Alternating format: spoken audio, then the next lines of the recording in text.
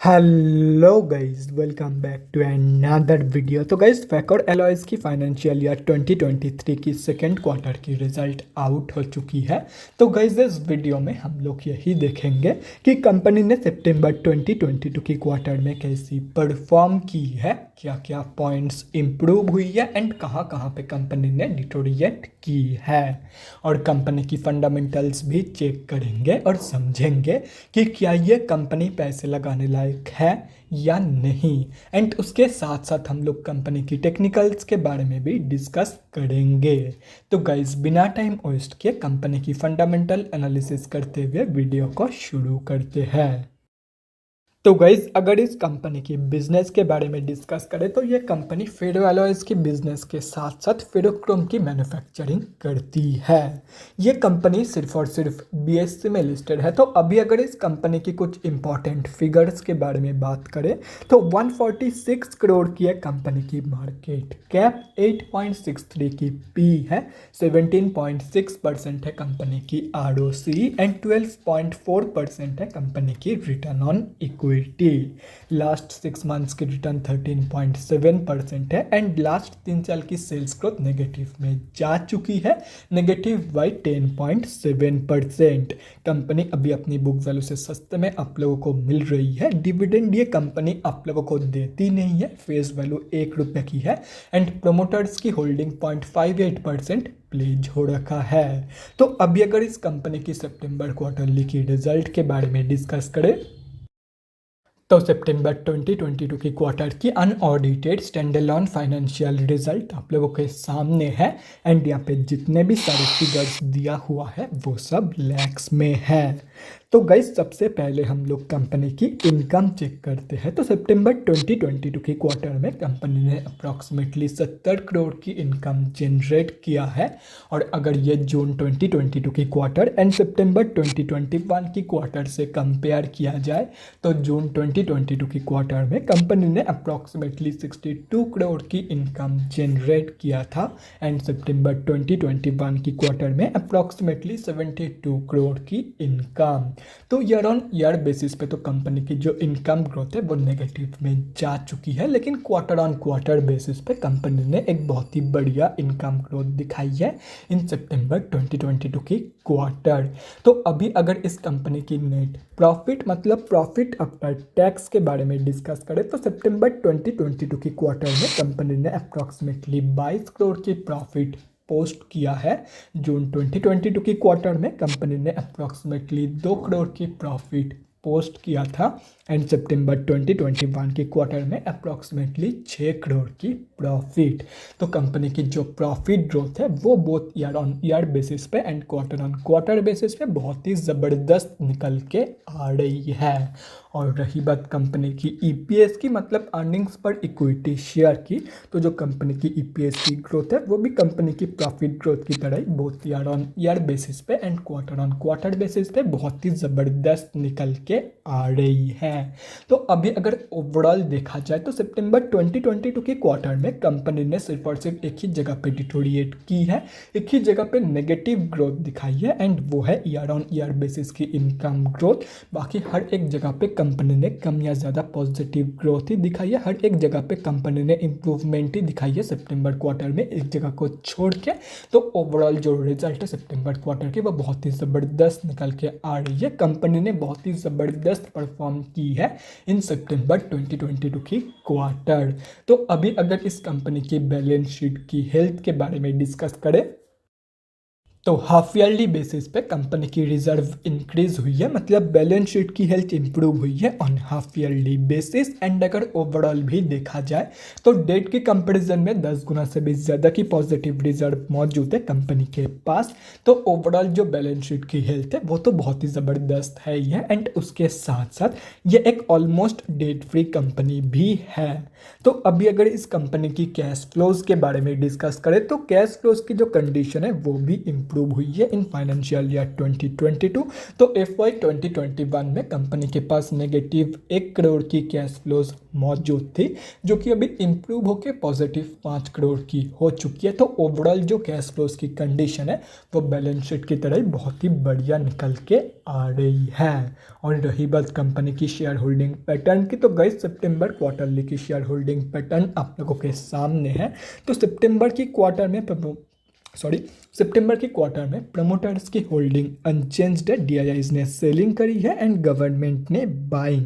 And यहाँ पे अगर आप लोग एक ग्लिच देखोगे तो वो यही है कि DIIs ने 0.02% सेलिंग की है एंड गवर्नमेंट ने 0.02% ही बाइंग करी है। लेकिन उसके बावजूद यहाँ पे पब्लिक की जो होल्डिंग है वो चेंज हुई है, पब्लिक की होल्डिंग इंक्रीज हुई है। कैसे हो रहा है ये मुझे नहीं पता है, लेकिन यहाँ पे कुछ तो ग्लिच है। एंड अगर ये सब कुछ कैलकुलेट करते हो तो टोटल निकल के आ रहा है 100.01%। अब ये कैसे पॉसिबल है, कौन सा मतलब क्या गलत है क्या सही है ये तो मुझे नहीं पता है, लेकिन जो भी है सितंबर क्वार्टरली की जो शेयर होल्डिंग पैटर्न है वो ग्लिच्ड है, ये ओरिजिनल नहीं है। हाँ, हो सकता है कि यहाँ पे कहीं पे 0.1 का गलती हो रहा है, लेकिन कहाँ पे हो रहा है वो मैं नहीं बता सकता। एंड अगर आप लोग ये तीनों को कैलकुलेट करते हो तो 100.01% ही निकल के आ रहा है। अगर डाउट है तो कैलकुलेट करके देख सकते हो। तो गाइज अभी कंक्लूजन पे आते हैं कि क्या आप लोगों को इस कंपनी में पैसा लगाना चाहिए या नहीं। तो देखो गाइस, कंपनी फंडामेंटली स्टेबल है एंड सितंबर क्वार्टर ने बहुत ही बढ़िया परफॉर्म की है, लेकिन कंपनी की जो सेल्स ग्रोथ है पिछले 3 साल की वो नेगेटिव में जा चुकी है, नेगेटिव बाई 10.7%। तो ऐसे में मैं आप लोगों को यही बोलूँगा, देखो अगर कंपनी की सेल्स ही नहीं रहेगी तो कंपनी कैसे प्रॉफिट जनरेट करेगी, चाहे कितने भी प्रॉफिट क्यों ना अभी कंपनी दे रही हो, लेकिन आगे चल के अगर ऐसे ही चलती रही तो एक ना एक दिन कंपनी की सेल्स खत्म हो ही जाएगी। तो जो भी लोग इस कंपनी में 5 से 10 साल के लिए इन्वेस्टमेंट प्लानिंग कर रहे हैं एंड अगर कंपनी ऐसे ही चलती रहे तो तब ये कंपनी की जो सेल्स है वो ज़ीरो हो जाएगी। तो सिंपली इस कंपनी की शेयर प्राइस जो है उसमें गिरावट देखने को आप लोगों को मिलेगा।